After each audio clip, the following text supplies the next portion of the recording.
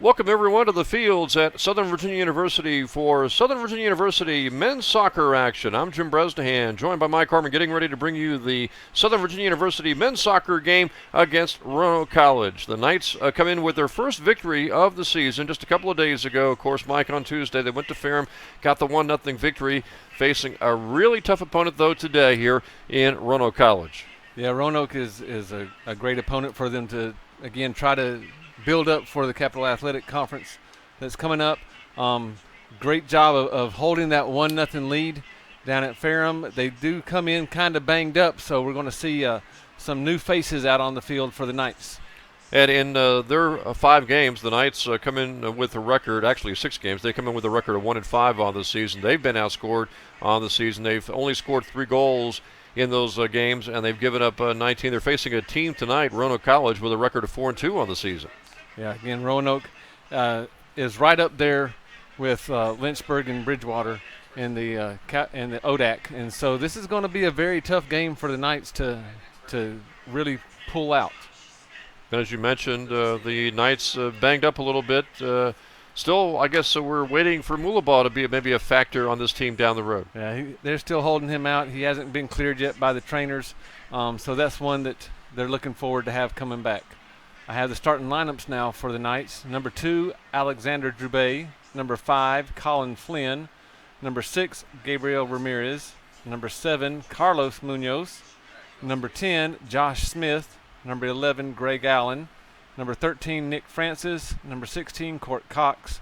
Number 20, Noah Hogan. Number 26, Christian Rice. And number 32 in goal, Keenan Carroll.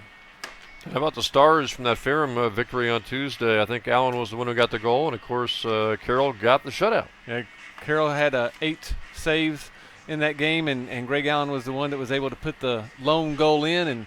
But we saw last night that all you need is that one goal to actually stand up. We saw coming across the screen, Jamila Gamby, going to be, I guess, a ball girl today, but last night she got the game winner in overtime. Yeah, there's 4 of the women's soccer players out there going to be the ball people for the game tonight, and Gamby was the one that was able to take a redirected pass and flip it over the top of the goalkeeper's head for the score about 4 minutes into the first overtime. Now, while we got time before we kick this one off, talk more about that play because it was on a corner kick, and as you mentioned, Gamby, somewhat fortuitous, the ball wound up right next to her, and she didn't hesitate. She kicked it and got it in right above the goalie. Yeah, the goalie got caught in no man's land, came out a little bit too far, was hesitant on finishing that run or trying to get back into the goal.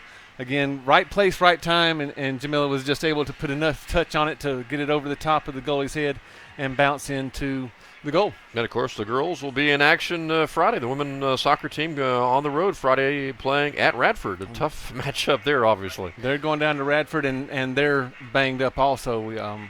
We saw Barlow get hit in the head, head-to-head collision. In fact, we didn't see too many healthy players last night. Well, she's out for the game. Barlow's out for the game. Monson's out for the game. They think that she may have done something to meniscus or her MCL, so she won't be available for that Radford game. Uriah took a shot at one point during the game, and she's kind of nursing some bruises. She'll be able to play. Now you start to think, Mike, if you're the women's soccer team, about, I guess, beyond Radford, the game with Averett next Tuesday, also the doubleheader coming up, I guess, on the 30th. But obviously the big thing would be the Capital opener on the 26th at St. Mary's, the doubleheader where the men and women both play on the road at St. Mary's. For the women's case, how healthy will they be when they open up against St. Mary's on September 26th? Well, with nine days away, I'm sure Coach Garrock is going to sit there and try to do everything he can to get everybody back as healthy as possible. That means limited practice, limited time in games, or no games.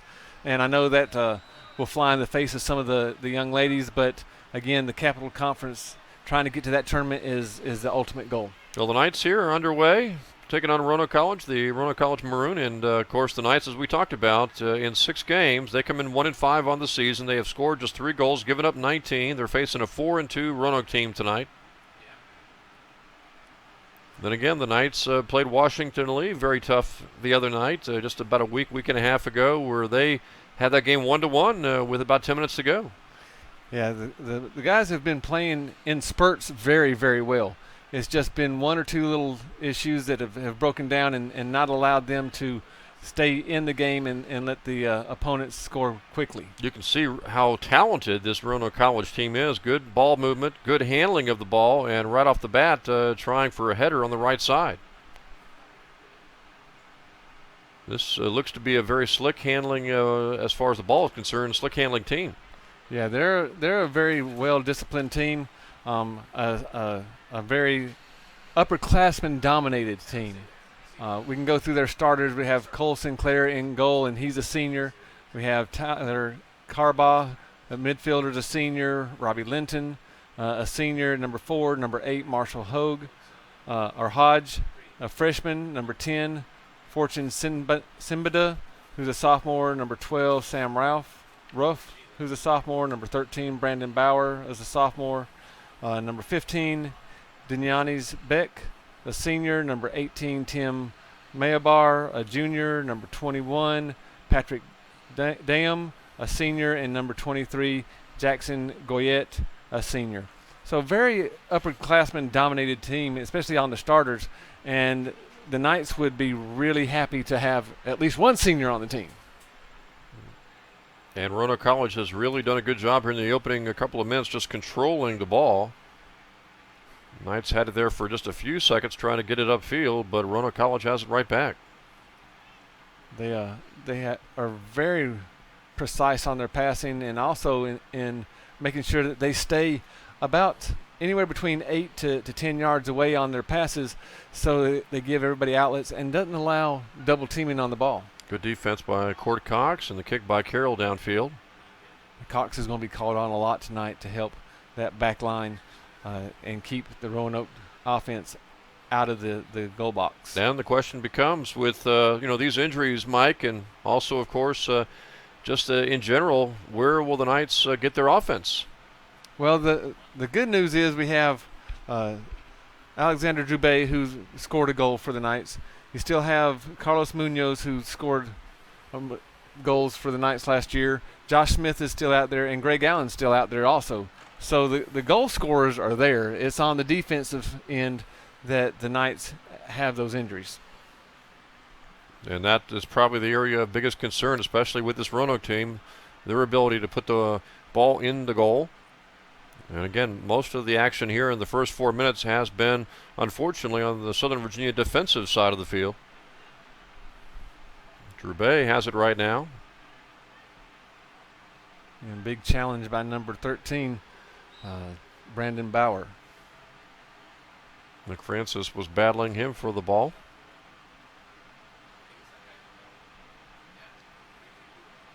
It's going to be really imperative that the Knights stay focused for the full 45 minutes. We've seen them play well in spurts. The first 20 minutes against Washington Lee was phenomenal. They came out and played really well. And then they started to lose a little bit of focus, and we don't know what that's due to.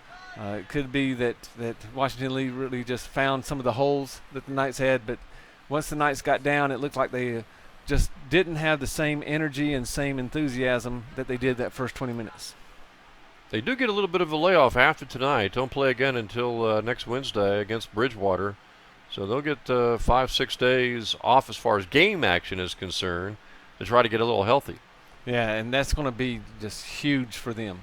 Nice over the top. Good pass down the right side. But good defense by the Knights to kick that ball away. And Noah Hogan was able to just get back and keep the ball out from being centered. Now, this is where the Knights have had problems before when we saw them, Jim, the corner kicks. So let's see how they play this and if they can clear them. Freshman going to take this kick in Hodge. Kick toward the goal. Header shot. Another header. Knights trying to head it out of there. Roanoke trying to keep it in. Knights do a good job getting it out of there momentarily. Yeah, this great job of making sure it didn't stay in the middle, but giving up another corner kick is not the worst thing. The worst thing with the ball would be going into the goal. Roanoke, at least on that play, seemed to favor a lot of headshots. Do you get more teams turning to the head to really try to get that ball in the goal as opposed to just kicking it in? It depends on the height and strength of your people that you're sending into the box. We can look at down the list here, and they got a 6'1" goalie. And Beck, who just took that headshot that went off to the left of the goal, 6'2". Yeah. So once you have that, then you're looking to get up and really redirect the ball. The smaller players, the 5'6" players, not so much.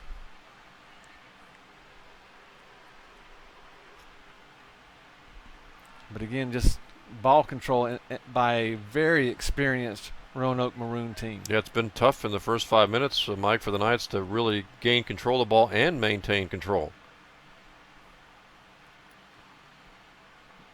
And we see going to be a busy night for Carroll, looks like. It could be. He's been up to the task on a lot of different situations. It's just that you don't want to put him in too many situations throughout the night. Roanoke trying to aim for a shot here. They go right side, fire, and Carroll with the save. And a lot of build up there by the Maroons. And again, familiarity brings about all this type of great passing that we see. And this is what the Knights are building toward. Coach Patino wants to have great retention with his players so they can build towards being this good of a team. And what's your familiarity, Mike, with the ODAC? We've seen Washington Lee. We're seeing Roanoke, obviously, tonight. We'll see Bridgewater, of course, for the men. And next Wednesday, the 23rd. How do you think the ODAC shapes up as far as maybe the top 3 or 4 teams this season? Oh, the top 3 or 4 teams in the ODAC can compete with just about anybody. Who do you expect those top 3 or 4 to be? Well, Lynchburg, Roanoke, and Bridgewater. They usually seem to have the upper hand in most of those seasons, but you never know. You have different outliers that can come in because the ODAC is so big. And all it takes is 1 or 2 outstanding players to make a big difference. Of course, the Knights have run into some ODAC teams already. We mentioned Washington Lee, but they've also lost to Hampton-Sydney by a 3-0 count, and then lost to Randolph by a 6-1 count in a game that was 4-1, and then Randolph put it away with a couple of late goals. Hampton-Sydney is another one of those teams that seems to always be in the top 3 or 4 of the ODAC. And as we mentioned, the Knights' next game after tonight will be next Wednesday, the 23rd, against Bridgewater. The Maroons are just coming off a stint playing against 2 USA South teams and has outscored 2 USA South teams 8-0. So that just lets you know that they do have a very potent offense. So we're looking forward to the Knights stifling that offense and maybe causing a little bit of frustration on the Maroons, and they could make a mistake and we could see a goal slip in for us. And by the way, next Tuesday and Wednesday, again, as we mentioned, the women taking on Averett, and then on the 23rd, it'll be the men taking on Bridgewater. That'll be the last, I believe, home games where we don't actually have doubleheaders. Yes, so last home games, because once we get into the conference, everything becomes a doubleheader with the men and women. It saves on travel time. It saves on expenses. Even the non-conference games on the 30th will be doubleheaders, Barton and Greensboro. As Carroll stops that one on the left side of the goal. Great job of changing his momentum. You saw him, he was leaning to his right and then had to come back to his left real quick. But again, a lot of pressure the Maroons are putting on the Knights right now. Definitely controlling the ball as far as time of possession in the opening 10 minutes. Well, but as we saw last night, it doesn't matter about time of possession. It just matters if you can put the ball into the goal. Yeah, you looked at the stats in that 1-0 overtime victory for the women, and you check out some of the stats. And some of the areas, obviously, the Knights dominated, like just shots in total. One of the areas that they dominated, maybe they shouldn't have, would have been fouls. Yes. Overwhelmingly with more fouls than the opponent last night. And we saw some very we saw some calls that we thought should have been fouls. So certainly ones that could have gone either way. Yeah, and again, we're not the referees, so I thought I saw the stats, and I thought it was 13-2. 13 fouls last night for SVU and just 2 for Ferrum. Yeah, and that's just way too much disparity there. Long throw in by Court Cox. Knights not able to get through the Roanoke defense. Maroon will go ahead and clear it. And you see how far back Colin Flynn is playing there just to make sure that no Maroon really got by him on a counterattack. Here's Drubay on the right side to Josh Smith. Over to Munoz. Oh, nice pass. Kick into the And goal. First goal goes to the Knights, and that was a nice pass, Mike. Probably, if not the best pass we've seen all season, that may well be the best pass we will see all season. I can't imagine a better pass. Oh, that was just a fantastic pass by Carlos, and you saw him setting it up. He was telling Josh, give it to me, give it to me. He put it out his right hand to show that he was going to take it again to his right and just slid it right through to number 23, Cade Lowe. And Lowe, just a freshman, 5'10", 145 pounds from Highland, Utah. And Lowe just checked in. He was the sub that just came in. And he didn't hesitate in putting that ball past the Roanoke College goalie. It was a great shot. Nice, low, a lot of pace on it. The goalie really didn't have a chance. And Roanoke's got to be taken aback. They've been dominating as far as possessing the ball, and suddenly they trail 1-0. Well, all it takes is one or two great passes to open up a one-on-one versus the goalie, and Lowe took great advantage of that situation. And you got to figure Coach Patino would like to see a lot more of that throughout the season, that kind of passing, especially in the offensive end. Oh, that was – if he could bottle that and we could replay that all the time, I'm sure he'd be very happy. The players were properly spaced, Mike, and everybody kind of was on the same page as to what was going to happen. You know, and when you talk about watching beautiful soccer, that is about the definition of it. Again, 8-10 yards away from each other, nice crisp passes right on the foot, one touches, and then the goal happens. And by the way, not a whole lot with a good pass and a good shot, not a whole lot that the Roanoke College goalie actually could do.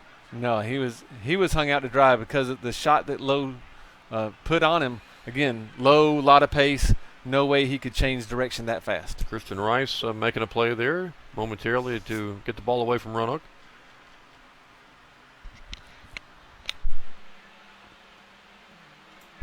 Well, we'll see if the Knights can try to actually use the momentum from that goal to actually build and maybe even take a 2-goal lead. Oh, the Knights have to be very encouraged right now. This is the earliest that they've scored in a game so far. Just a fantastic play. That has to go on their highlight film. Roanoke tries to get a shot off, blocked though. Good defense by the Knights there. It looks like that was Greg Allen that got back to help block that. Biggest challenge, though, I would imagine, and you love to see that goal, Mike, the biggest challenge all night long will be these Knights defenders trying to keep Roanoke out of the goal. Yeah, Roanoke's not going to stop. They're going to continue to attack. They feel that their offense is superior to just about anybody they play. And again, that's just a belief that they've had as they've grown up together from the freshman year. And with that kind of belief, you could, if you're Roanoke, you could be down 2 or 3 goals and still feel confident, unless there's like 3 minutes to go in the game. Exactly.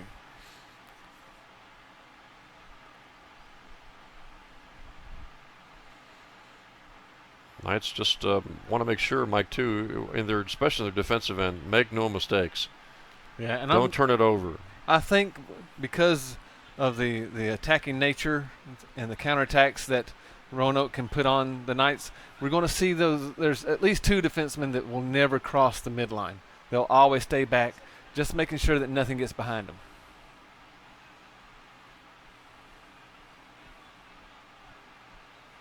Yeah, the Knights have to be feeling ecstatic right now, and you can see it as soon as that goal was scored, they looked like, you know, a weight was lifted off their shoulders. We scored first, now let's take it to them.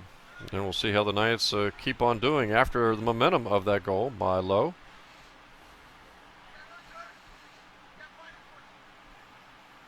Be a heck of an upset tonight if the Knights could pull the upset against Roanoke College and be a good back-to-back Wednesday night for the women, Thursday night for the men, doubleheader victory.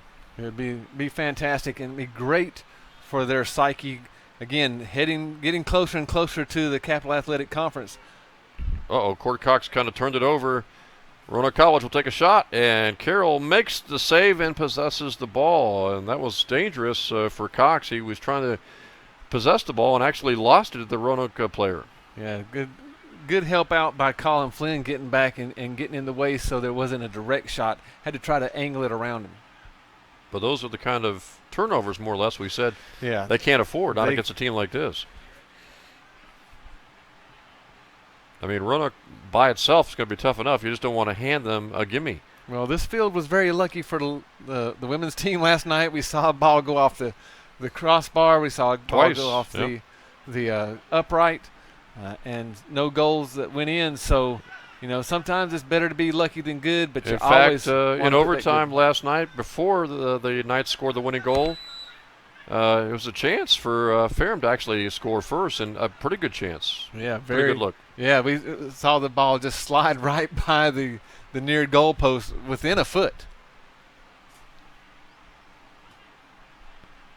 But that had to be a big win for the women, their second win of the season, with Radford coming up, and then again home to Averett next Tuesday. And that Averett game should be a very winnable game for the women next Tuesday. It should be, and again, a lot of players are playing right now because of different injuries, or just trying to get a lot of experience so they're going into the Capital Athletic Conference. Now, when you look at the Capital teams in non-conference action, Mike, men and women, how have they been doing? Well, Christopher Newport is 6-0-1, but they're always one of the top teams, whether they're in the USA South or here in the Capital Athletic Conference. Mary Washington at 6-1. Frostburg State at 4-1, Salisbury at 4-1, Marymount 4-3, St. Mary's 3-3, York 2-3-1, Penn State Harrisburg 1-2-1, Wesley 1-5-1, and our own Knights 1-5. And that's for the men. For the men, for the women, we'll bring that up, but all that gets thrown out the window once the conference starts.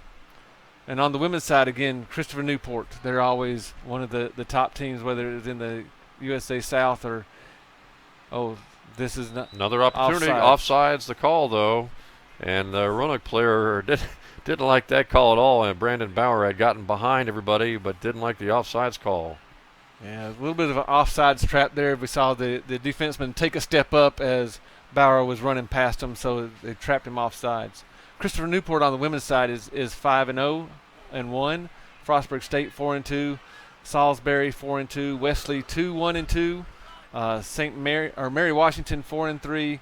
Marymount 3-4. Southern Virginia 2-4. St. Mary's 2-4. York 1-4, and Penn State Harrisburg 0-3-1. So there's a lot of congestion right around the 3 or 4 win mark. A lot of teams, obviously, in non-conference action with winning records, too. Yeah, they're trying to get – everybody's just trying to get ready the best they can for the conference to start. Here to Southern Virginia 1, Roanoke College nothing. Knights scoring first, trying to hold on to this lead here in the first half. Yeah, and they didn't score just scored. They scored on a spectacular goal set up by Josh Smith. And here comes Roanoke. Back the other way. Shot towards the goal, and it just misses. Off to the left. Carroll had no play. He had to come out and make that play, and then he was kind of at the mercy of the shot. And actually, I thought Carroll did a pretty good job angling himself. He came out far enough to really cut down any type of angle that the Roanoke Maroon had to shoot, and only one place to go, and fortunately he was able to make it be pushed out far enough to the near side. And you wonder, Mike, with plays like that we've seen here in the first half, how long can the Knights keep Roanoke College off the board? Well, we hope for the next 25 minutes. Perhaps the next 70 minutes. Well, yeah, let's just take the first half right now. Here's an opportunity for the Knights. Will they get a shot off towards the goal? It's just blocked and high and off. Good look at it, though, for a moment there for the Knights. Yeah, Dubé had a good look. And now he created a corner kick for the Knights. And so in another tense situation for the Maroons, the Knights are in the corner and great opportunity to score. See what Josh Smith out of the right corner tries to do here. Kick towards the goal. Knights try a head shot. Now launch a shot that's blocked by a Roanoke defender. Greg Allen got his foot into that one. Robbie Lentine, the defender, bent over after having that ball hit his body. Yeah, he took it right in the solar plexus. I'm surprised he's still standing up. I mean, that's just a tough young man right there. Pass in for the Knights. Chance here if they can get a shot off. That's off to the left of the goal. But again, shot for shot on goals with the Maroon. The biggest thing is the Knights, one of their shots went in. You can see right there, Roanoke College with 2 shots on goal. Knights have 1. Knights have a goal scored by Cade Lowe, freshman from Utah, with a couple of good assists on the play. Oh, again, Josh Smith was able to keep the ball moving to Carlos Munoz, who kind of gave some hand signals and let Cade Lowe know right where he was going to pass it to and put it right on Lowe's foot.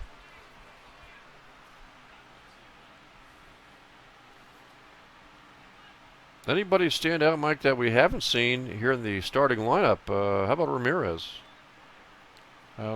Ramirez is just out there trying to make sure that he can control anything that is coming his way.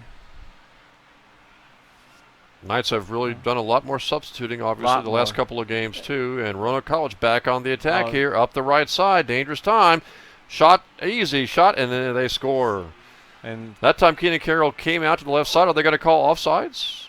What are they going to call here? They're going to say no goal, maybe. Yeah, they must have called an offsides. We can't see the far referee with the flag up. Apparently that's the call. And another fortuitous call for the Knights. Big time. Because the player coming up on the right side drew the goalie to him, and when he passed it to the middle, obviously there was nothing there but empty space for the Roanoke College player to work with as far as the shot goes, Mike. But apparently offside was the call. Yeah, Court Cox took a bad angle and just got blown by right there. Very fortunate that they called offsides. So the Knights doing a good job dodging bullets here in the first half, in addition to scoring the game's only goal. And that was a huge substitution that Coach Patino made at that crucial instance. Shot towards the middle. An attempt made by Brandon Bauer, but the Knights able to get it out of there momentarily. Roanoke College keeps it in, though.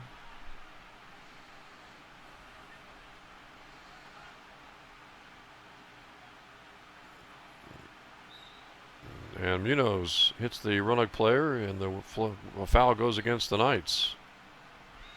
And Roanoke tries to start it quickly. But the referee wasn't having any of that, and looks like he may have given a card. He was reaching into his pocket. Didn't look that serious, the collision. Looked kind of almost incidental.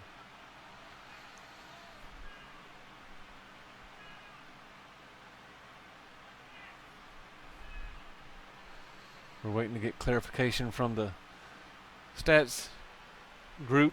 Tim Mahir with the junior, number 18. Looks like he's a pretty slick ball handler, too.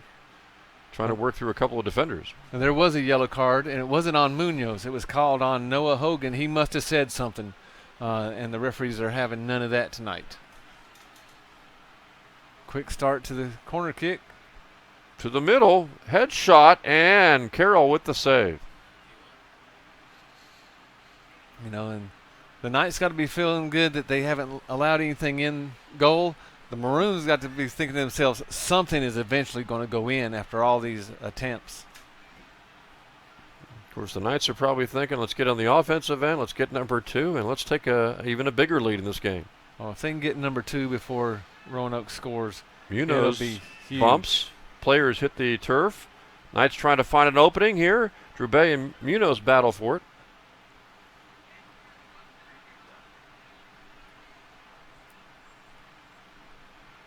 Knights certainly have given Roanoke College a good run for its money here in the first half. They look very well prepared and executing just tremendously when they have an offensive chance. Defensively, we've seen 1 or 2 breakdowns, but fortunately, nothing's been allowed into the goal. And and if the top flight teams of the Capital Conference are comparable to Roanoke College, this bodes well for the Knights in conference play. If they can play like this. Exactly. I would say that Christopher Newport is probably a step above, but then when you look at the rest of the Capital Athletic Conference, they may be on even par with Roanoke or Washington and Lee or when we see Bridgewater, them. And of course, I would imagine both the women's coach here for Southern Virginia and the men's coach will tell you, hey, our goal here isn't necessarily to win the Capital Conference, but just make the tournament. They want to get that top 6 because you can't win the tournament unless you make it to the tournament. Quick counterattack by Roanoke.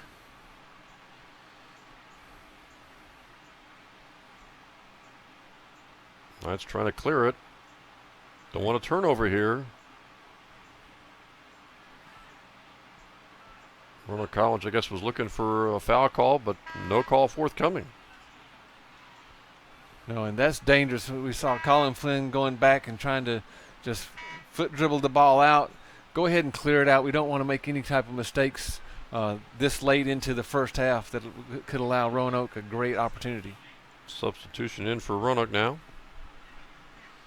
That's going to be Adam Yesbeck, Jr. from Richmond.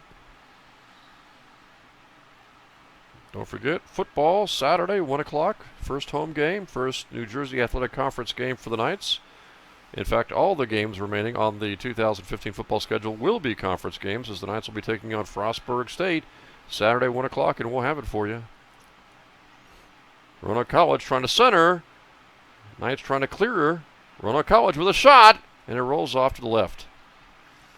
You know, this kind of looks like a replay of late in the second half of Washington and Lee, and where they started scoring quickly, the long over-the-top passes, trying to find some seams in that backline defense.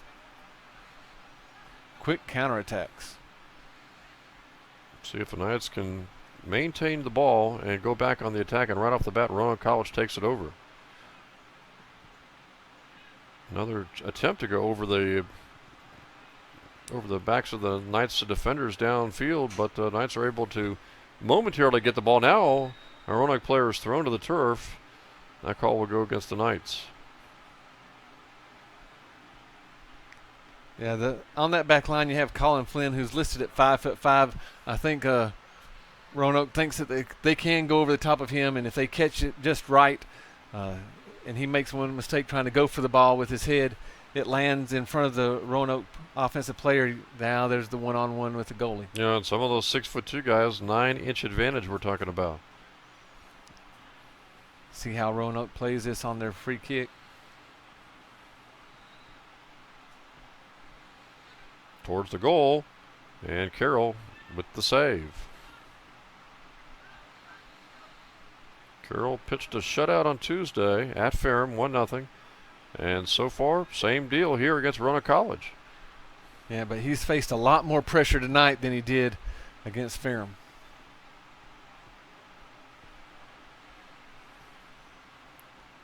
So far, the Knights have not shown any fear of the great Roanoke attack.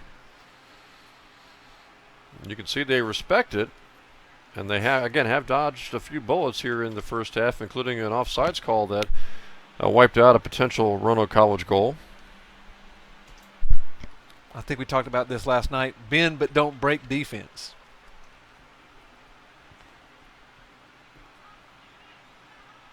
Knights, though, would love to get that second goal on the board. Maybe get Roanoke College really thinking. Oh, it would be great for the Knights' morale if they could get that second one before the half starts, or half is over. And they would certainly love to carry this 1-0 lead into halftime if nothing else. Roanoke College back on the attack, right side, trying to center. Oh, just fantastic dribbling there. Oh, what a save by the Knights to knock that ball away. That looked like it was going to go in, Mike. Yeah, Carroll was able to punch it out. And you're right, slick ball handling there as the Roanoke player went by a couple of Knights to set up that shot. Yeah, the Knights can't allow that to happen much more. Just too many opportunities for Roanoke, and eventually one of those will go in.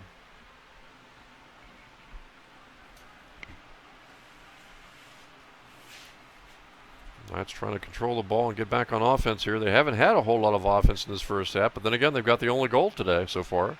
And it doesn't take much.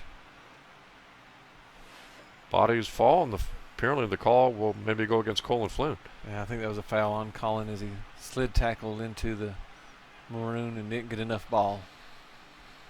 It's a Fortune Sabanda, sophomore from Zimbabwe. He looks like he's a pretty slick ball handler too.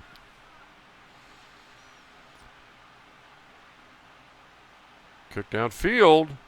Munoz came out, and the Roanoke player could not get the shot off. That was Robbie Lentine. If he gets that shot off clean, there's hardly anybody in the goal to stop that. Yeah, Keenan Carroll came way out and then figured out that he didn't have a chance, so he's trying to get back. And wow, just again another bullet dodged.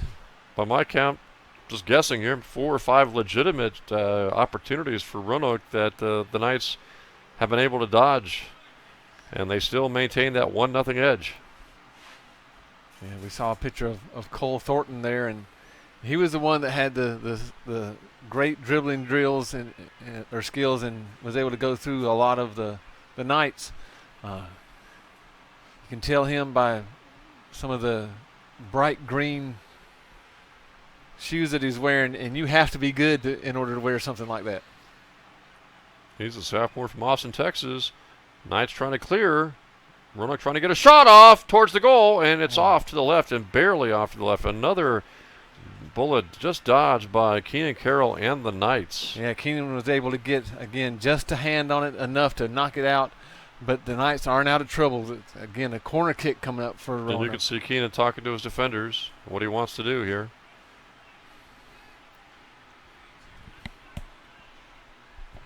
Another big corner kick for Roanoke as the Knights try to hold on to this 1-0 lead. Maybe take it a 1-0 edge into the halftime. Here comes the kick towards the middle. Roanoke tries a headshot. Knights trying to clear. They do momentarily. Roanoke keeps it in, though.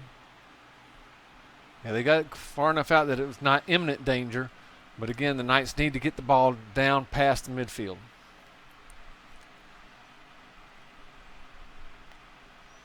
Again, nice job coming up on about 12 minutes to go in this first half, and yeah, we played about 33 minutes. It seems to me, would it be fair to say that Roanoke's maybe had control of the ball for a good 25, 26, 27 minutes, and yet they still trail? Yes, and that's got to be frustrating for them.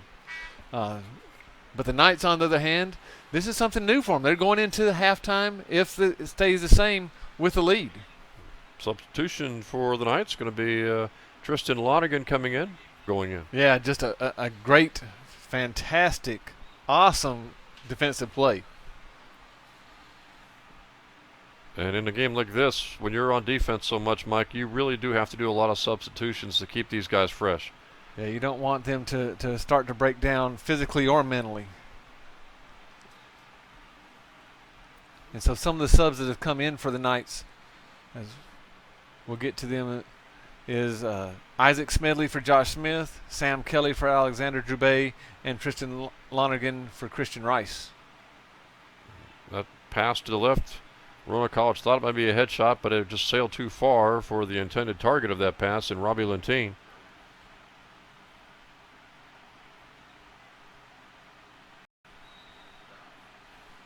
And a stoppage. Looks like Roanoke's really got a couple of good ball handlers out there. Fortune Sabanda, the player from Zimbabwe we mentioned, number 18, Mahiber. He's a junior from Ontario, and he likes to really handle the ball. Coming in from Maroon, Oristas Ilias from Toronto, Canada. They've got, actually, when you look up at the roster, they've got, I think, 4 or 5 guys from Toronto. Very international team. Kick towards the goal, off and to the left and too high. Roanoke College continues to really pepper the Southern Virginia goal and the goalie, Keenan Carroll, with a lot of shots, but he's been able to maintain that shutout here in the first half.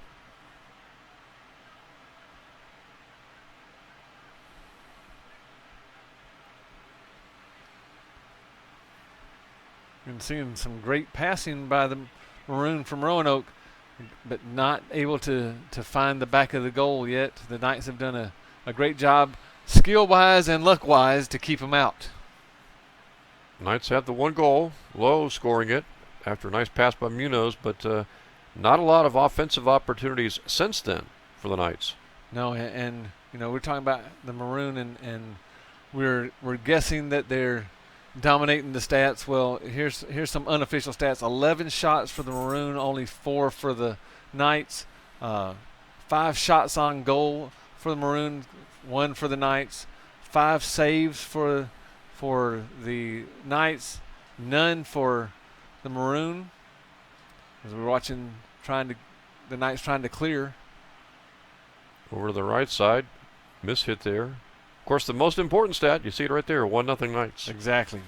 Corners are for the Maroons, 4-1. Offsides, 3-0 for the Maroon. And fouls are that category obviously cost them a goal. Cost them a goal. And a yellow card.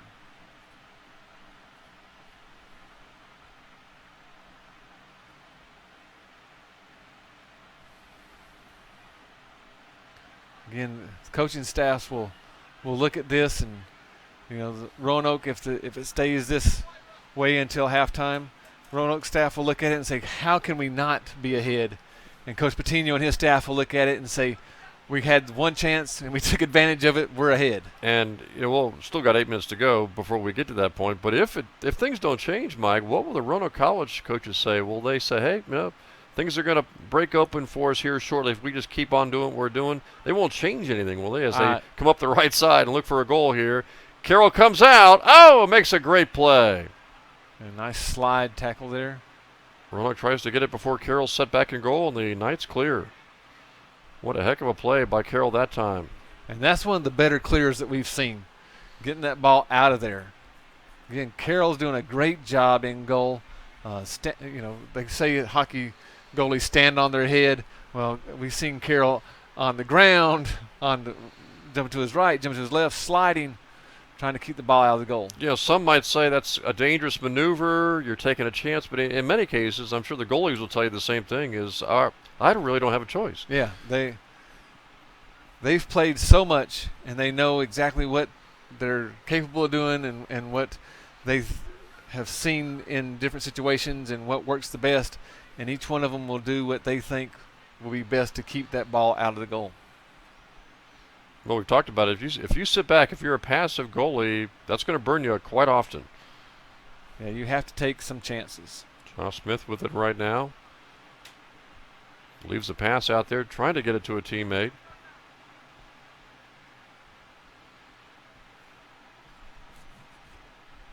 And now Roanoke College has the ball again.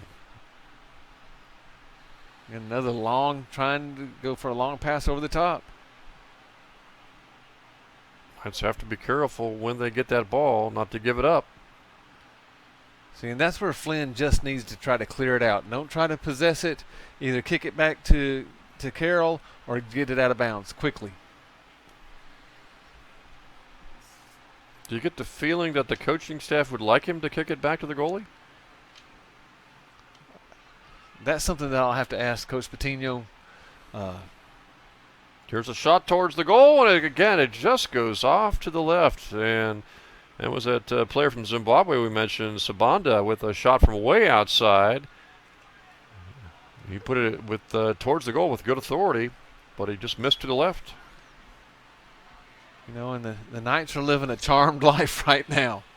Hopefully it can continue on for this 5 minutes and 30 seconds. If they keep that lead, Mike, will Coach Patino say anything? Will he do anything different in the second half with his defense? I think he'll have some major conversations with those defenders and let them know, hey, you're getting caught here, but I don't think they're going to change the way that they're playing. They'll just try to make some major adjustments. And right now the Knights are just a little over 5 minutes from taking a halftime lead. Shot towards the goal, right in front of the goal. No one there for Roanoke College to kick it in. Knights send it back out.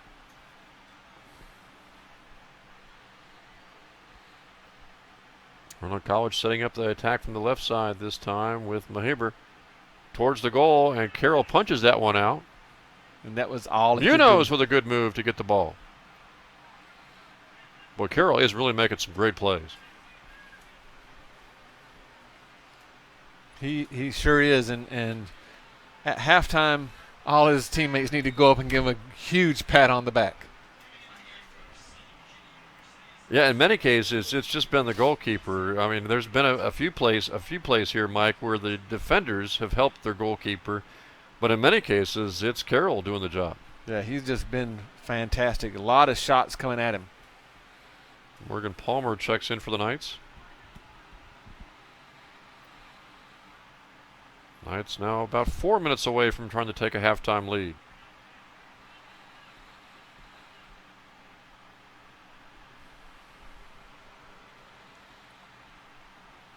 And again, some people might say that's not a good play of just kicking it out. I'd say it's a great play kicking it out because now you get to reset your defense and not have Roanoke trying to dribble through everybody. Gives you a chance, Mike, to pack everybody in. Roanoke trying to get a shot off here from the right side. Working through a couple of defenders. Knights still battling. Very active in that defense. Back towards the middle.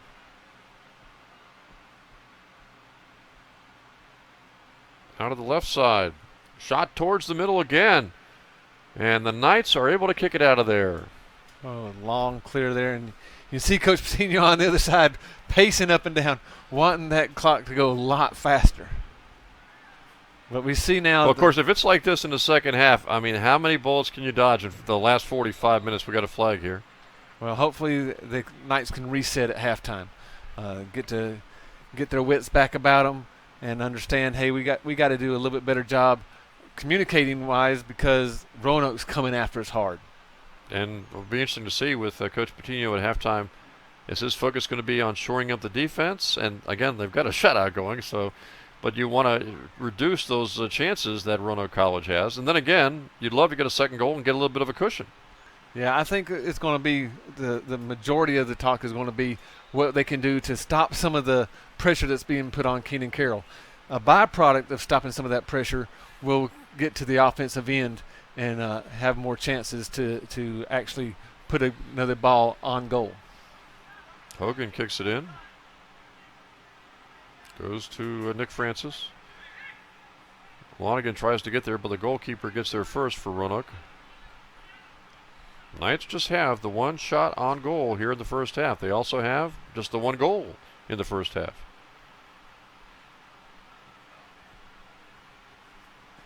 Well, this last 2 minutes is paramount now that the Knights keep everything cleared out.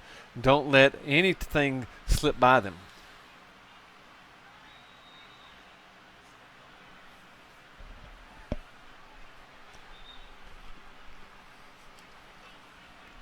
Free kick coming in for the Maroon now. Down to 90 seconds left in the half. Wouldn't this be something if they could beat Roanoke tonight? I would imagine the other ODEC schools would go, wow.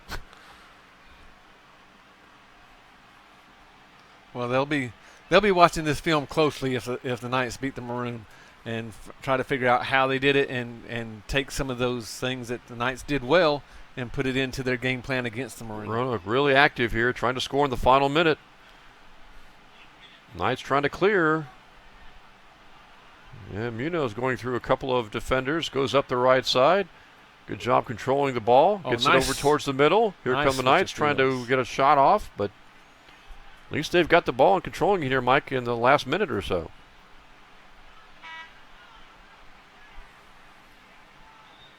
And this is smart of the Knights to have a sub there. We'll see Kenneth Fouchonnet come in. And this takes some time off the clock. This is the four corners stall in basketball, sending in subs in soccer. You get to a certain point of the field, get down around 10, 15 seconds, and things are going to go your way, taking that 1-0 lead into halftime. As is the case right here.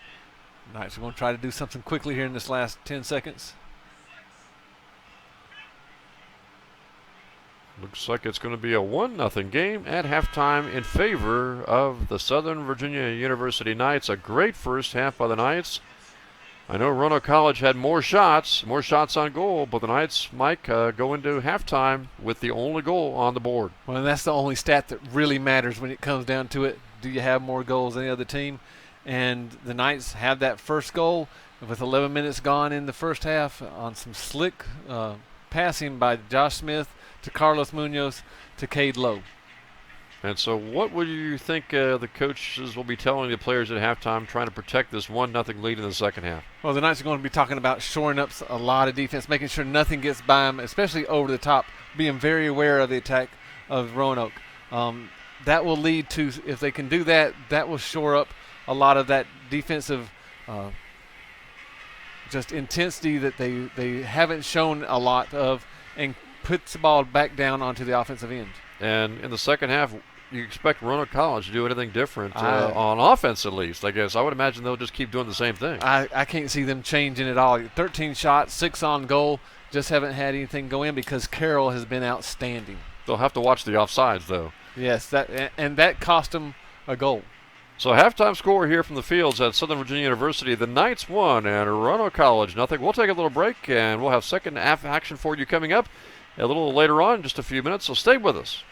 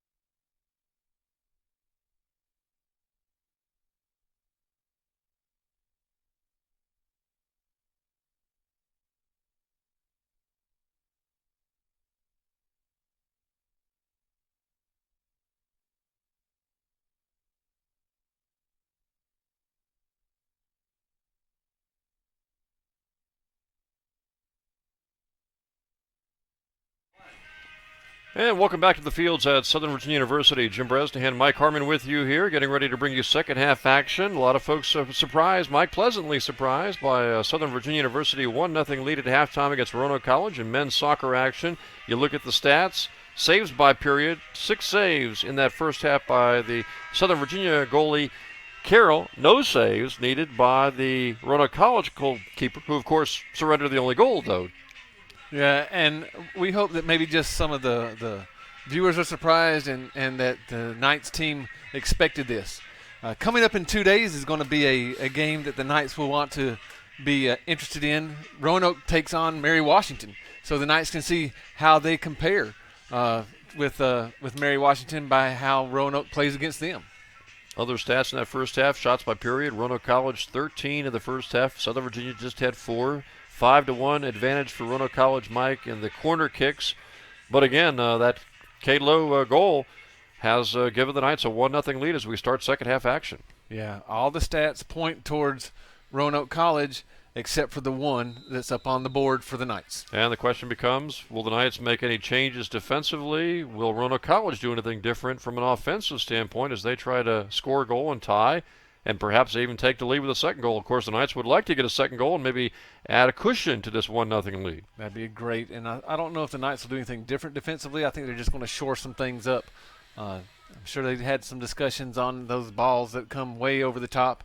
And hopefully they can even use some of the offside traps that we saw them use effectively in that first half. You know, the Knights would love to shut down Roanoke College's offense first 5, 10, 15 minutes of the second half, get Roanoke College starting maybe to think about it a little bit. And they're doing a great job with that. I don't know if Roanoke is going to get rattled that much because, again, they are a upperclassman-laden team. But as the game does progress further and further, I'm sure that it will come into play. And right now the Knights are trying to work it out of their own end. You mentioned we've got football coming up on Saturday. First home football game for the Knights, hosting Frostburg Saturday at 1 o'clock. We'll have that for you. And next week we will have women's lacrosse action or women's soccer action against Averett on Tuesday. Men's action soccer against Bridgewater. And a couple of the women's soccer players stopped by here at halftime to give you an update. Yeah, we're talking to some of the injured ones. We talked to Alicia Blackham, and she's going to try to make it through warm-ups tomorrow to see how the concussion is coming at along. Radford on the road. Yes, and Tatiana Monson, her knee's all wrapped up, and hopefully both of those will be back soon. High kick over the goal. Another missed chance there for Roanoke College. Played almost 2 minutes in the second half, and Roanoke still yet to get on the board. I would imagine with their confidence in their offense, it may take to be in the final couple of minutes before they panic. Yeah, I don't think that they are going to panic too much. That was a push in the back by the Roanoke player to gain an advantage, so whistle goes against Roanoke there. Again, the Knights have only had one game where they had to play with the lead, and that was down at Ferrum. But they hadn't had to play with that lead as long as they've had to play with it so far tonight. Knights would love to get a shot here.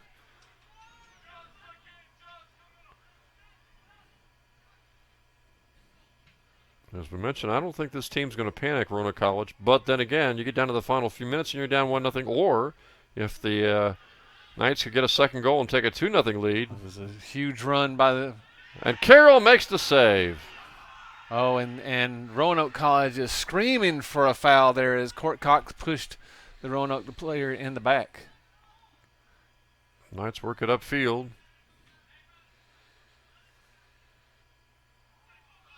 Knights overrun the ball, though. Cox overran it. Here come the Maroons down the left side again, trying to set up for a shot, and the Knights knock it away. Corner kick for the Maroon. And again, if you're one of the defenders like Court Cox, you just cannot overrun the ball.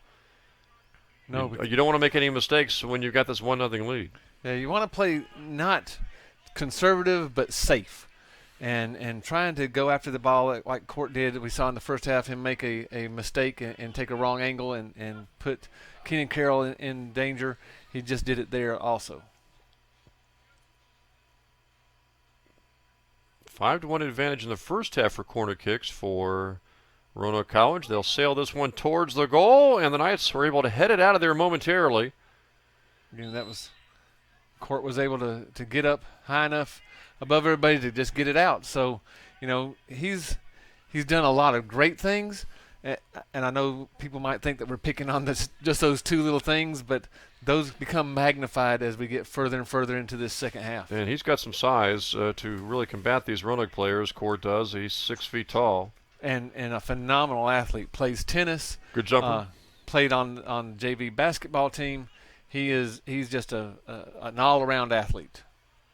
Here comes Roanoke back on the attack up the right side. That's Sabanda trying to center a pass. Goes awry. Knights come up with it. Josh Smith with it.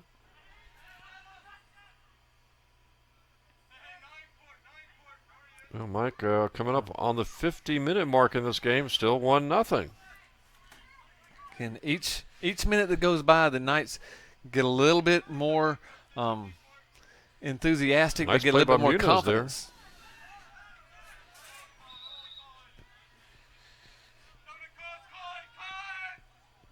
There. Long throw in.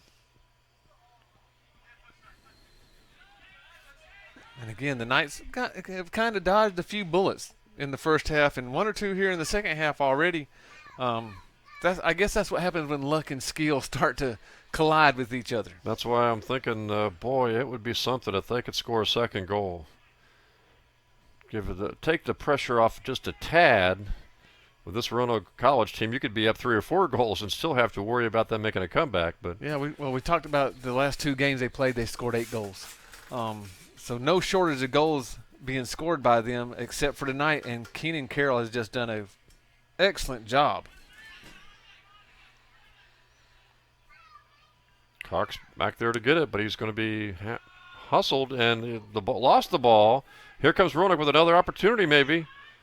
They try to slide it to the middle, and it hit the bar, and it apparently did not go in. It went go in. Kick back out. Oh, that was the mother load of bullets dodged here in the second half for Roanoke, which is not done yet. They're still in there trying to get that first goal. How that thing didn't go in, Mike, we'd have to almost check it out on a replay. It looked like it hit the bar and then went underneath, but did not go over the line. Yeah, the ball has to completely pass over the line. In fact, it seemed like the players maybe hesitated for a second to see, and Court Cox coming up limping a little bit, holding his backside. And the line judge didn't call it. He had a great look right down the goal line. So, we saw that happen last night on the women's side, just on the other end of the field. So that's 6 shots on goal now for Roanoke College. And Mike, it begs the question is how many more bullets can you dodge before Roanoke finally breaks through? Hopefully enough to get us to that win. Hopefully 38 and 16 seconds. Exactly. They stop the clock here to get Court Cox off, I believe. And they really need him back. And he's the one that takes the majority of the throw-ins for the Knights. We see him down on the offensive end on corner kicks, going up for headers, and also clearing out corner kicks from Maroon with his own head. And, of course, the Knights are already banged up coming into this ball game today, so the last thing they would need is more injuries, even temporary injuries.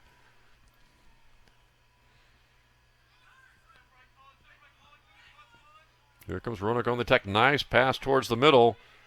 This could be trouble. Whoa, Carroll, another block. Roanoke back trying to get a rebound shot. Sabanda fires, and another save by Carroll.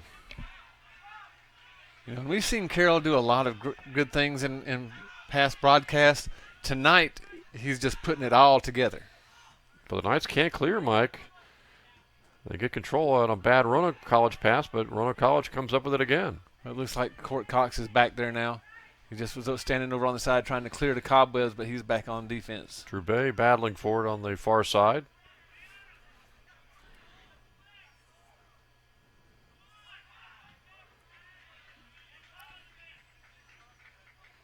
Again, another corner kick coming up.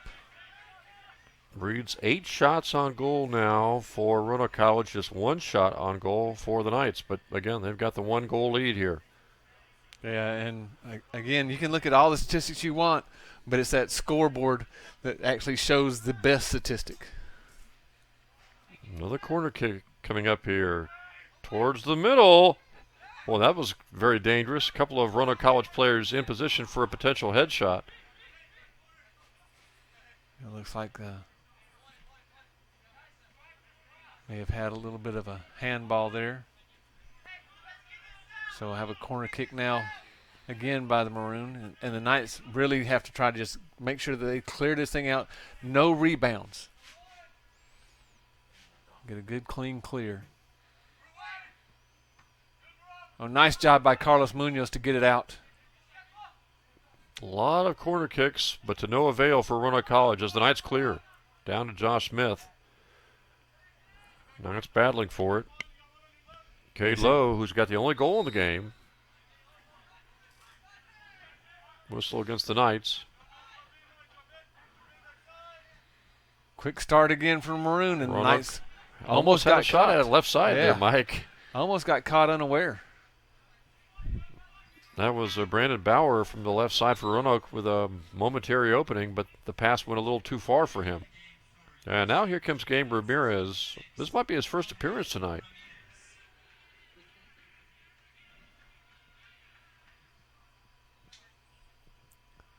And the last couple times we've seen Gabe, he's been in the midfield trying to create a lot of opportunities for his teammates.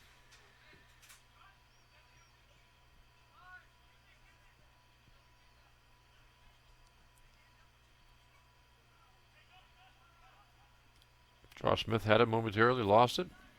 Yeah, tried to work a little give and go with Cade Lowe. They signal it's Roanoke College's ball. Oh, it could have been a bad angle that the Knights took there. Nick Francis kind of overrunning the play momentarily. Roanoke College fires from the left side. A centering pass that just went off the foot of a Roanoke College player.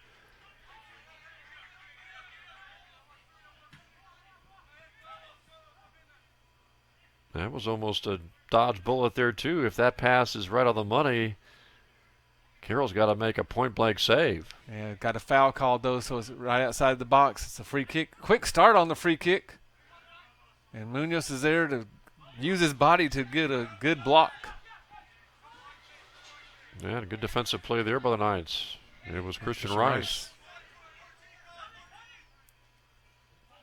Yeah, now we're starting to see the Maroon, although they like to play fast, they're starting to even try to go faster now. So the Knights cannot really turn their back on the Maroons at any point that the ball stops. They have to make sure they know where everybody is and keep the Maroon in front of them.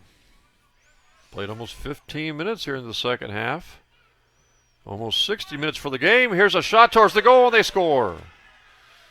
Just a good pass, and a couple of Roanoke College players right in front of the goalkeeper. Yeah, I think they're going to give that goal to number 4, Robbie Lentine.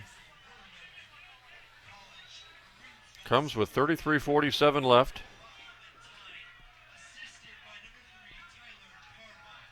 Yeah. So they held him off the board for over 56 minutes, Mike, but now it's 1-1. Yeah, and we were wondering how long the Knights could keep on dodging bullets. That was a long entry pass in, and just, again, using some of that length. Lentine is a 5'8" senior, so he's seen a lot of passes like that. Well, it stands to reason you get that many shots on goal, many quarter kicks, and many opportunities, and sooner or later something's going to break. Well, now we hope that the Knights aren't just playing for experience and pride of a job well done. We still want to see them go for the win. Yep, don't want to be thinking about 33 minutes of a further shutout for overtime. Trying to think about maybe getting that second goal. Yeah, and we saw that they can score very quickly themselves. Josh Smith with the ball. Have a chance here. Right side, trying to center. Oh, he was looking for Cade Lowe again. Ramirez has it. He gets tripped.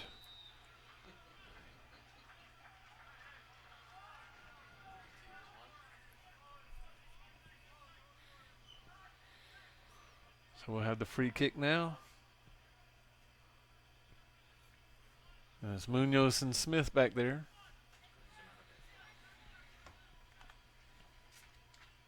all tied up. And now under the 33-minute mark.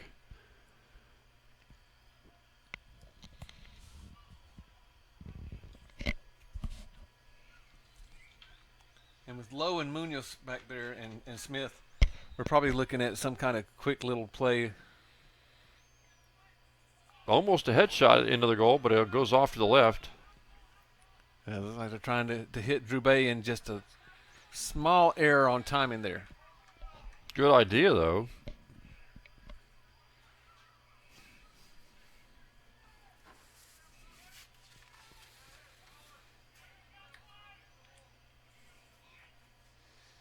So 1-1 your score. Throw in from the left side. Christian Rice off the side of his foot and off to the right.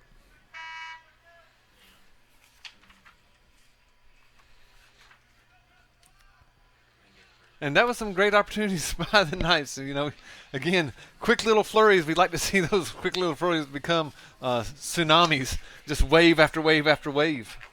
Now substitution coming in for the Knights now. Going to be Kenneth Fouchonnet. Fouchonnet coming in. He made a brief appearance, of course, in the first half when the Knights were trying to burn off seconds in the final minute. And we've seen him before, and Kenneth is a stout young man from England, and he's not going to be pushed around very easily. In fact, we recall, was it the W&L game or the Widener game where he really popped somebody with a collision? I believe it was Widener. Good job by Court Cox clearing it out. And now we've seen that Roanoke's not going to change their philosophy. Now No, in fact, they've actually seemingly stepped it up a notch. It's starting to go faster. Now we got to see what the Knights do to respond. And the Knights see the ball come to the right side. Now back towards the middle. That one shot sails over the goal. You know, outside of Lowe's goal, and it was a fantastic goal with some good assists, Mike, the Knights just really have not been able to put a whole lot of pressure on the Roanoke goalie. Well, that's because Roanoke is always in the offensive end. A lot of quick passing, a lot of accurate passing, and a lot of over the top. It's really caught the Knights looking a couple times. Roanoke tries to save it.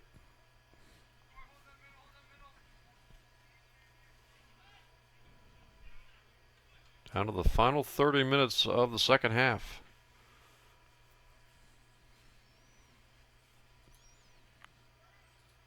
And it always amazes me how calm soccer coaches are.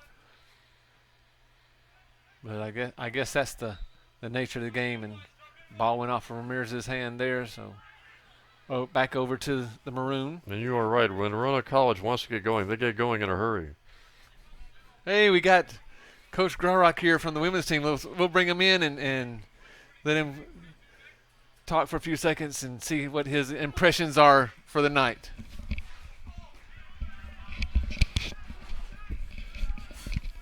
Coach Graurock, how are you doing? Well, I'm not too bad.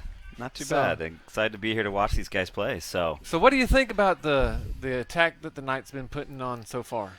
I like the fact that they're absorbing the pressure from Roanoke. It's definitely, Roanoke's definitely coming in numbers, but the Knights are they're picking their moments very well. So you like this attack right here as they're getting forward and trying to, find those opportunities and get behind the Roanoke pressure. So I think Coach Patino's got them working a system that's going to help them because, certainly Roanoke's going to have the lion's share of possession tonight.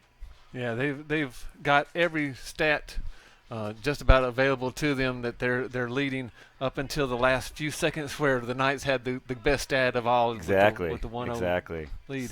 I don't know if you've seen the guys play much because you're always gone with the women's team, but their passing looks to be a much better tonight. Well, and Coach Patino's brought in some really great players, but again, part of it is when you're creating a brand new team, as kind of is the norm here at SVU. It takes a little bit of time to figure out those connections, and so it's not surprising that 6th, 7th game in, and they're starting to find these rhythms that they need to. So. And the other thing you got to think about is, good high competition, brings up the best in teams sometimes. So certainly, Roanoke's a quality program, and they're making the Knights have to work for everything. So that raises that level that you need to have to be able to be competitive. Well, we talked a little bit last night. It seems like your team is getting a little snake bit with all the injuries that have come up so early in the season. What are your hopes and the prognosis for the Capital Athletic Conference?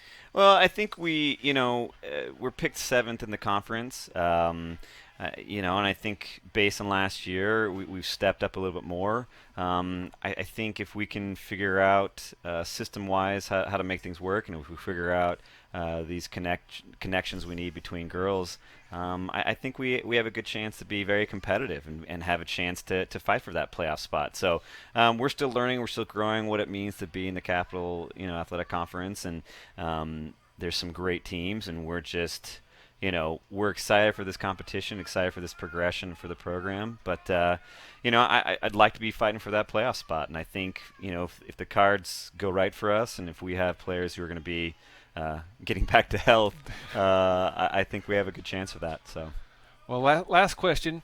St. Mary's knocked you out of contention for the Capital Athletic Conference tournament last year. Tie game and knocked us out, yep. And they're your opening game in the conference. Yeah. At St. Mary's. Yes.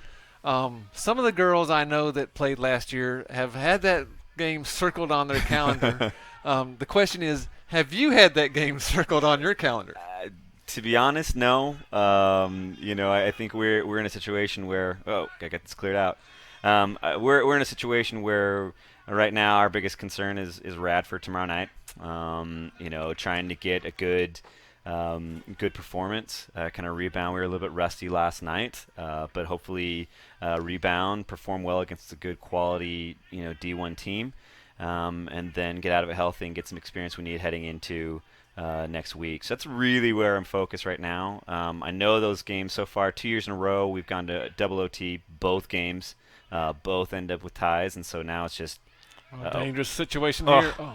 Keenan's playing a great game tonight. He's playing awesome. We've remarked that this is the best that we've seen him consistently. He's made a lot of great plays over the last few games, but tonight he's been playing awesome, standing on his head. But, I mean, for us, it's just hopefully a situation where we're, hopefully somebody can find a win, because neither us or St. Mary's has found one yet. But it's great competition, and we're excited for the challenge. So, well, Coach Rock, we enjoy watching your team play. I enjoy watching and seeing what kind of outfits you're going to wear. Casual tonight. So because you're not on camera. There we go. There we go. And we wish you all the luck in the world. Thank you. Thank you for guys. stopping by. You guys are doing awesome. Really appreciate it. You guys sound perfect. We love it. So I get a lot of compliments. You guys do fantastic. And just want to pop in and say thanks. And hopefully our boys pick up the win tonight. So, but thanks a lot, guys. Thanks for dropping in. That was Coach Roanoke of the women's team here, and they're going down to Radford on Friday to play against a Division I school. Great competition, great learning experience for the young ladies. And Mike, just a couple seconds ago, Roanoke almost had another chance there. Another dodged bullet there. Carroll came out, and the player from Roanoke just kind of overshot it a little bit. And again, how many more times are you going to be able to dodge that bullet? We saw that it took about 60 minutes for them to get that first bullet to go in. Scored with just under 34 left in the second half. And right now the Knights are thinking about, if they don't score, trying to at least maintain this 1-1 tie to go to overtime, and needless to say, try to get that second goal. Yeah, and hopefully they can find some offensive rhythm that'll allow them to score in this last 23 minutes. Again, put more pressure back on Roanoke and maybe get them out of rhythm a little bit. A little different than the Washington Lee game. In that game, Washington Lee led 1-0 early. The Knights scored in the second half to tie it at 1. And then Washington Lee scored with about 10 minutes to go and scored a third goal with just seconds to go. Here, it's 1-1. We're closing in on the 10-minute mark when that W&L Southern Virginia game was tied at 1. Just about 13 minutes away from it right now. Yeah, and we're hoping that there's a reversal of fortunes there, that the 2 extra goals will be on our side. Still, the Knights battled Washington Lee very tough about a week and a half ago, and they're battling Roanoke College very tough tonight. I'm sure Coach Patino would be the first to say, we Moral victories are nice. We want the actual victory on the scoreboard. Yeah, he's Good play by Smith there. That is, and Josh has been playing well all night long. Nice try to pass to the left side, but Fouchonnet was not able to get there in time. Yeah, Coach Patino wants to win, wants his guys to succeed, but he's all about right now making sure that they learn how to play soccer the way that he feels they can succeed the best as a team. And it just seems right now that the Knights are doing a much better job here in the last 4 or 5 minutes controlling the ball, limiting the chances for Roanoke.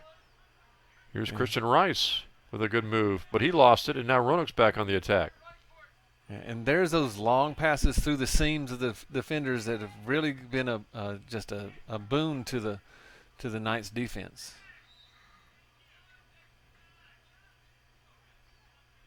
It'll be Knights ball. You know, and you know, one of the best ways to limit Roanoke's chances is to possess the ball, and that's what we've seen the Knights do a much better job over the last 5 or 10 minutes is make sure that their possessions are a little bit longer. You know, if the Knights do not score, you'd love to see this game go to overtime simply because, again, sudden death, anything can happen at overtime. Yeah, and we saw that last night, a near miss by Randolph, and then the Knights were able to put their first opportunity in for the goal. Yeah, speaking of the women again, they beat Randolph yesterday, 1-0. Of course, earlier had beaten Emory and Henry 1-0. So they've won a couple of games by 1-0 scores. They play at Radford Friday and then back home against Averett next Tuesday. For the men, after tonight's ball game, they get a little time off until the 23rd. Next Wednesday, they play at home against Bridgewater. You know, and then just a few days away for both on the 26th, as you talked about with Coach Grawrock, it's on to St. Mary's for the Capital opener.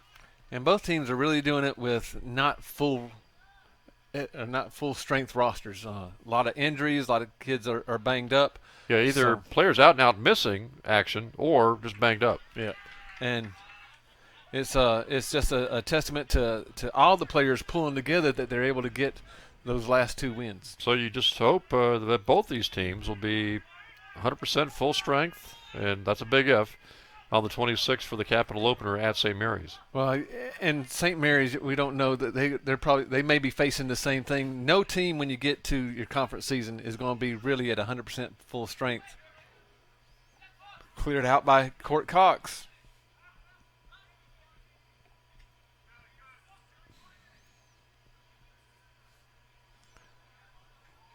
And then it looks like, was that Munoz or Ramirez getting tripped up? Munoz. It was Munoz, yep.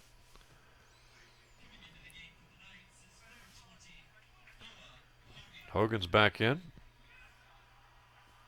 Only goal today for the Knights from the freshman, Cade Lowe. Thanks to some good passing by Munoz and Josh Smith. Yeah, again, the upperclassmen for the Knights, Smith and Munoz, able to connect and then find the freshman and have him score for them. And another great game, too, by the goalkeeper, Carroll. He's given up the 1 goal, but, man, has he stopped a lot of shots. Yeah, he's faced a lot of shots so far. 20 shots so far he's faced. 9 of them are on goal.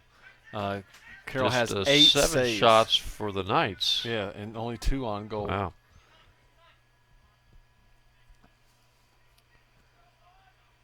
Dangerous part of the field now. This free kick coming up for the Maroon. We saw him score on a long free kick earlier.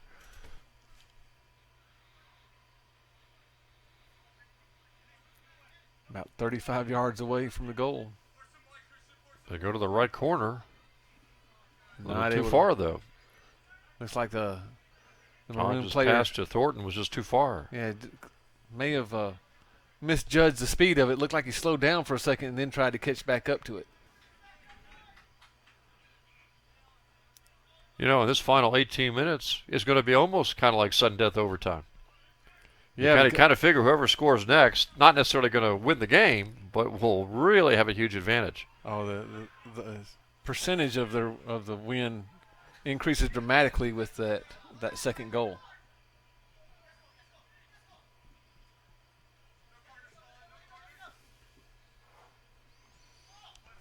Thornton with some great dribbling skills just tries to left foot it in there.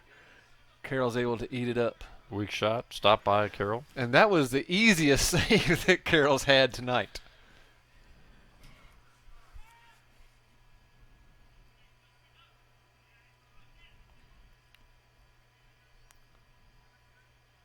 Fouchonnet, a little miscommunication with Drew Bay.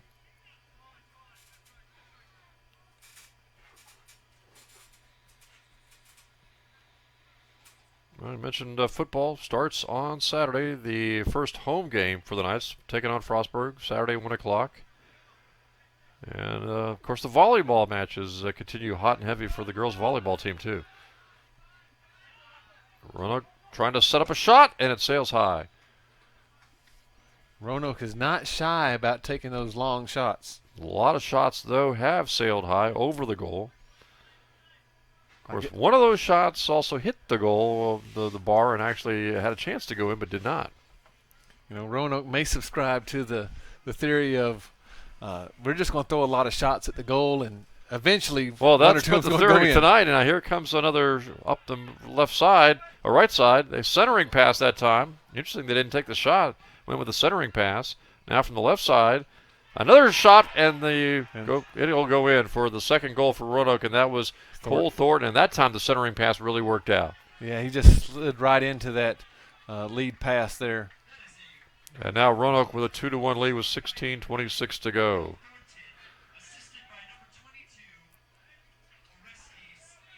You know, and again, just a nice field of vision there by the Maroon. They swung it all the way across the field, created an opening for the Maroon.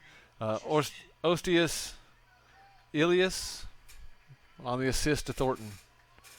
And we've seen Thornton earlier in the game just being able to dribble through everybody. And you talked about it, Mike. You keep attacking enough, and sooner or later things will break your way.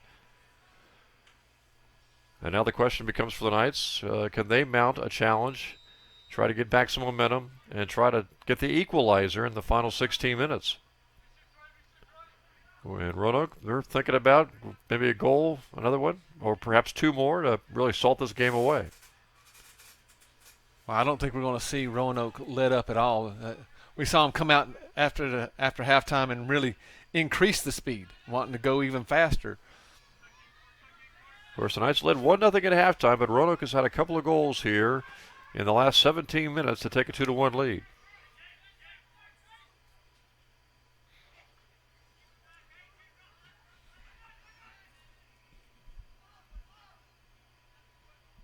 Now it becomes important in the back of the Knights' minds they have to not let any kind of fear or doubt start to creep in and stick with what's been working for them so far. Here comes Munoz with it.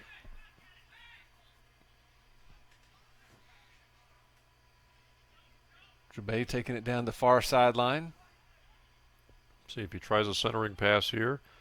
If anyone is there for it. He tried to get it to Munoz, but again, the defense from Roanoke has really stepped up now, taking away any type of passing angles. Nice play by the Knights to get that ball back. Ramirez was able to take the ball away.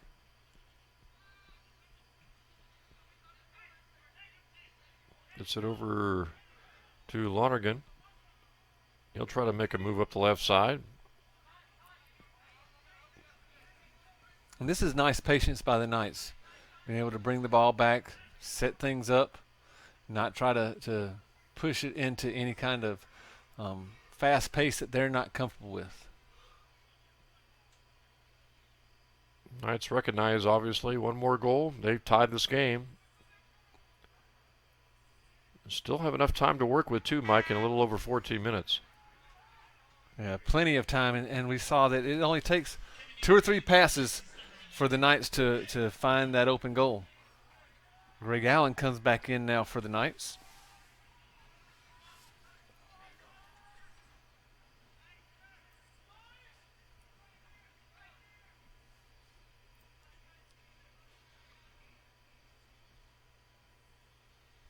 Throwing from the right side. Allen tries to head it in, but just misses on the connection. Too many bodies to go through to begin with, and Now Roanoke tries to go back on the attack, but the Knights come away with it. Lonergan's got it momentarily. Some fancy footwork to try to get to the left side, but it's stolen away by Roanoke. Here is Thornton, who got the goal that put Roanoke College on top. You know, and some of these passes that we're seeing by the Knights are being missed by the freshmen. And again, they're still learning the pace of play in the college game. Conversely, on Roanoke's side, we're seeing the passes being made with a lot of precision and the right pace because, again, juniors and seniors have been around a lot. Sam Kelly, freshman, coming into the game.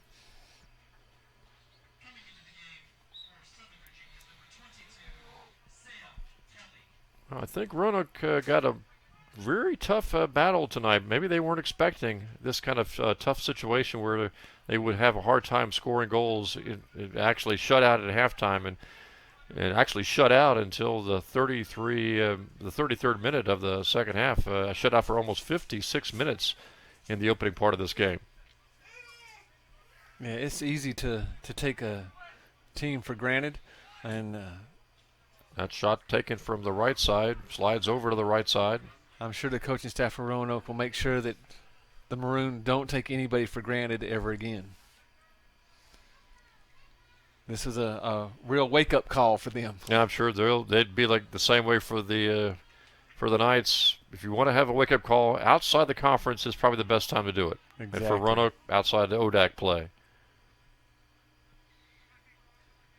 Well, again, it's going to be interesting to see how Roanoke does against Mary Washington, conference foe of the Knights. The Knights will probably be interested in watching that game and see just how they can stack up with Mary Washington. And the Knights, as we talked about in the first half, trying to bottle their one goal, trying to get more play like that. More good passing and setting up a shot that Lowe had. Back in the first half when the Knights scored their only goal of the game. And it's all about, right now, possession. Can the Knights have enough possession and keep the ball in their possession long enough to set those plays up?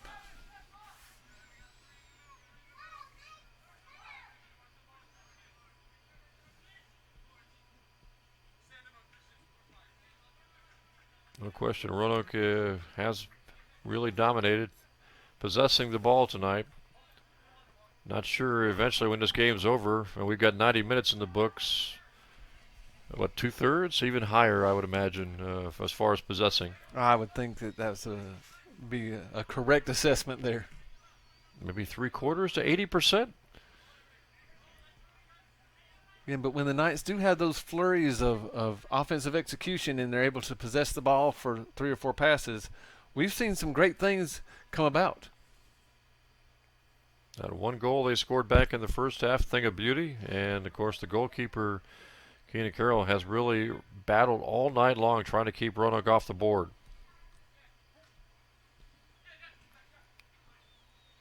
Again, another pass trying to go towards the goal, looking for someone cutting toward the goal, Roanoke. And, those are just things that the Knights are going to have to learn how to clear out a lot quicker.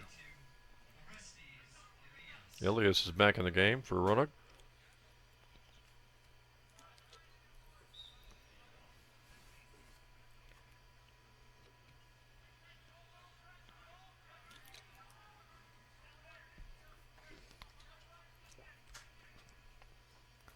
Well, it's getting down underneath the 10-minute mark now, and now the Knights are going to have to start maybe thinking about becoming a little bit more aggressive, looking to press the action a little bit more to try to get that equalizing goal.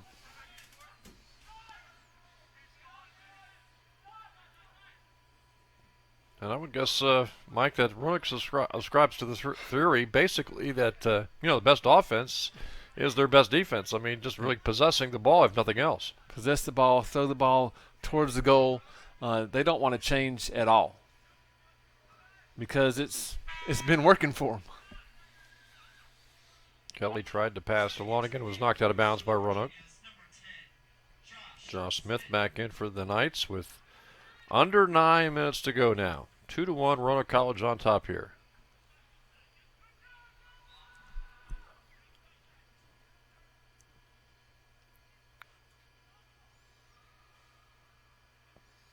Tristan Lonergan trying to find that opening on the left side. And if the Knights could find that equalizing goal, it would really boost their confidence, not just for this game, but for the next games coming up and going into the conference. Munoz trying to get a shot off Kent. That collapsing defense of Roanoke really making a big difference there. And that's kind of been some of the differences of how Roanoke's been able to possess the ball so long. We don't clear the ball with that long clearing kick that we saw Roanoke just do there. Lonergan tries to get a shot off from the left side. Roanoke blocks that. Munoz is able to track it down.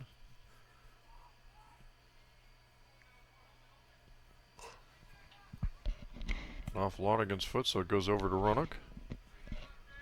You know, and now we're starting to see Roanoke start to walk for these throw-ins. I think that might be their slow-down tactic. I think once the ball's in play, there won't be any change. That's not to say they won't take it downfield and go for that third goal, Mike. But no, yeah.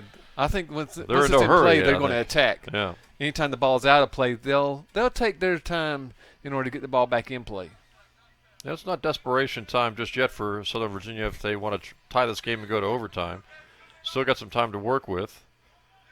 As Thornton, one of the better athletes out there for Roanoke on the right side, takes it towards the goal. Good defense by Southern Virginia to get that ball away. Yeah, just no one was down there with Thornton that time.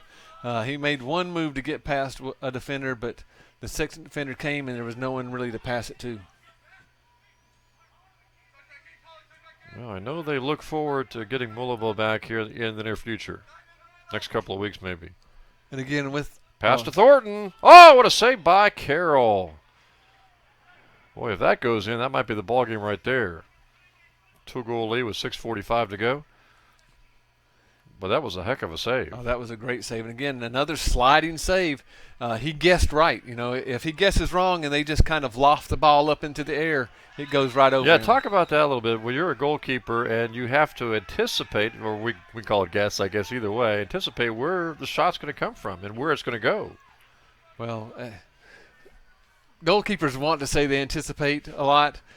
It's a guess, and they just make their best educated guess and then go for it and not try to let anything deter them. And we've seen Keenan Carroll guess right a lot tonight. He's kept his team in it. The yellow card was shown for the Knights. And this is about the same area of the field that the Maroons scored their second goal on a header. Brandon Bauer got the yellow card. Carroll punches that ball away. Shot towards the middle. Score for Roanoke. Rebound shot there, and it looked like it was Marshall Hodge, the freshman midfielder. After the shot by Sabanda came way outside. Carroll stopped it but didn't control it. And then the third goal of the game for Roanoke, and again it was Hodge right in the middle on more or less a rebound shot that just impossible for the goalkeeper to stop that second shot. I think that's Thornton, Jim, that scored that second one, or his second tonight. And again, the lack of being able to clear the ball long just has come back to bite the Knights. And now the Knights are really in a tough situation if they're thinking overtime, down now by 2, Mike, with just about 6 minutes to go. Especially with the way that the Maroon has been able to possess the ball. So Thornton with a couple of goals. And now Roanoke College and going for another one. Yep. Left side. Oh, another good save there by Carroll. Roanoke College has scored 3 goals now in approximately 28 minutes. Scored with 33 minutes left in the second half, and now they've scored another one. They were shut out in the first half, Mike, and have scored 3 goals in the last 28 minutes. Yep. And again, the Knights' defense has just given up goals in bunches. It's been late in the game they've given up the goals in bunches, but again, just the lack of being able to cleanly clear the ball has come back to haunt the Knights. And you wonder if stamina's come into play at all, or just, again, a limited roster due to the injuries? I think it might be more of the injuries that's happened to the Knights, because we've seen Coach Patino really liberally substitute tonight to try to keep everybody fresh.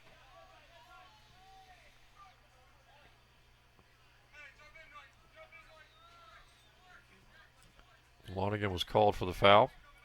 So it'll be Roanoke taking it. And as we mentioned, they'll probably try to sit on it a little bit here and there, Mike. Run at least a little clock with this 2-goal lead now. Yeah, but I would be willing to bet that if the opportunity presents itself, they'll go towards the goal again. And the score is not going to show how well Keenan Carroll played tonight. Or the Knights in general. Yeah. They're going to look at the goals that are given up, 3 goals, and they're going to say, well, didn't play very well. But if they go back and watch the game and see a lot of the saves that Keenan Carroll had and the way that the Knights played overall, just the score is not indicative of how well the Knights have played. Well, Roanoke College will remember with 33 minutes, approximately about 34 minutes left in the game, they were trailing 1-0. And they've kept on shooting at the Knights' goal all night long, and eventually you break down.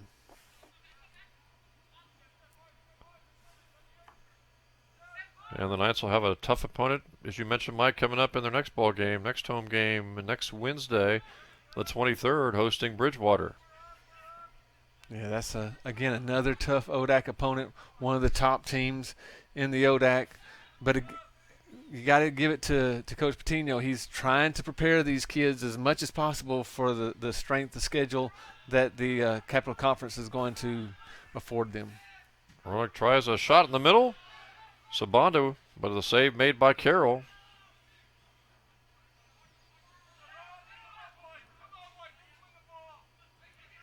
Yeah, by my count, at least 5 ODAC teams on the schedule, maybe 6. Yeah, a lot of ODAC teams, which is great because they're so close to us, and it develops a lot of natural rivalries, and it's just great play. And that Bridgewater game next Wednesday, the 23rd, again, it'll be the final non-conference game before conference play will start for both the women and the men on the 26th at St. Mary's.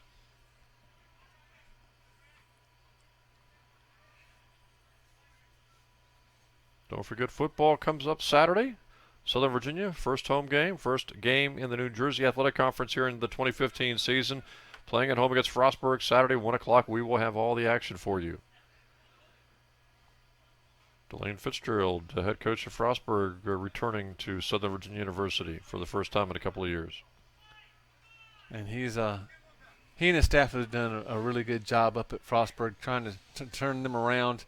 It's going to be good to see him back in town. But they got the hello, it's Wesley. Yes, they play Wesley. Introduction last Saturday. Yes. Which I would imagine a lot of teams in the New Jersey Athletic Conference will say hello to Wesley this year and perhaps get a rude awakening. In fact, Wesley's got Newport. Christopher Newport this Saturday. Yeah. And that will be a battle, I'm sure, for a while.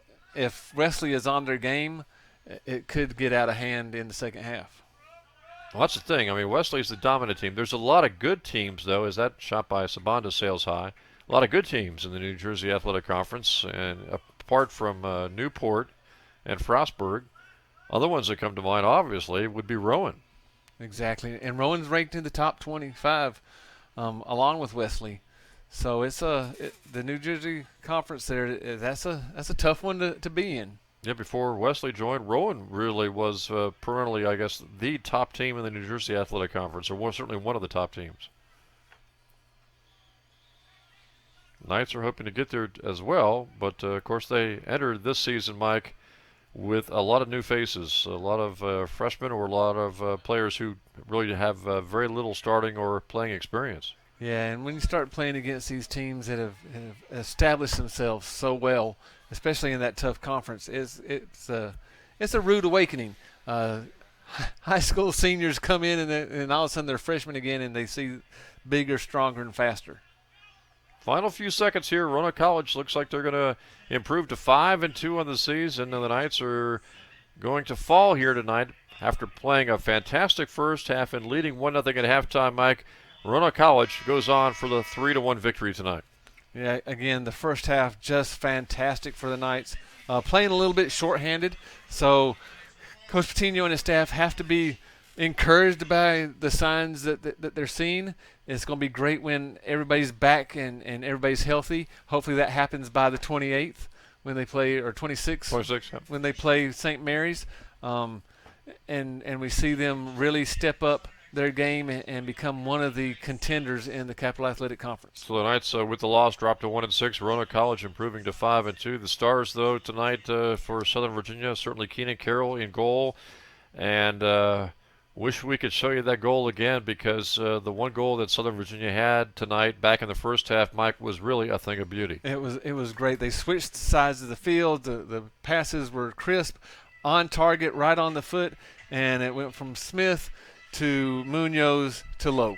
And Cade Lowe, the freshman, getting the only goal today for Southern Virginia. They led at halftime 1-0 and led with just under 34 minutes to go in the game.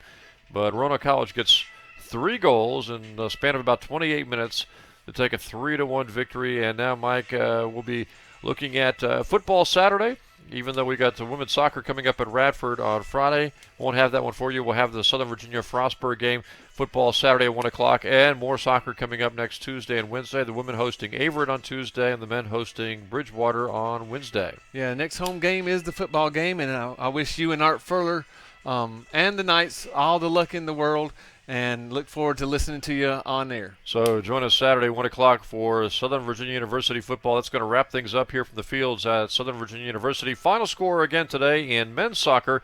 It was Roanoke College 3 and Southern Virginia University 1. For Mike Harmon and all the crew, I'm Jim Bresnahan. Thanks for joining us tonight.